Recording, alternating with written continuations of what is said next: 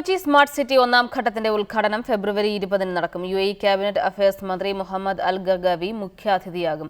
രണ്ടാം ഘട്ടം പദ്ധതിയുടെ തറക്കല്ലിടൽ കർമ്മവും അന്ന് നടക്കും.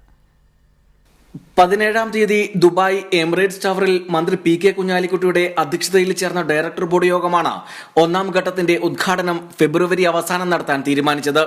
ഉദ്ഘാടന തീയതി സംബന്ധിച്ച് ഡയറക്ടർ ബോർഡ് യോഗം ധാരണയിൽ എത്തിയിരുന്നില്ല.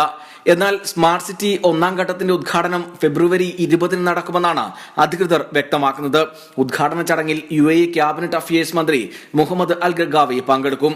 ഉദ്ഘാടന ചടങ്ങിലേക്ക് UAE വൈസ് പ്രസിഡന്റും പ്രധാനമന്ത്രിയും ദുബായ് ഭരണാധികാരിയുമായ Sheikh Mohammed bin Rashid Al മക്തുമിനെ മുഖ്യമന്ത്രി ഉമ്മൻചാണ്ടി ക്ഷണിച്ചിരുന്നു. എന്നാൽ ഷെയ്ഖ് മുഹമ്മദ് ഉദ്ഘാടന ചടങ്ങിന് എത്തില്ല.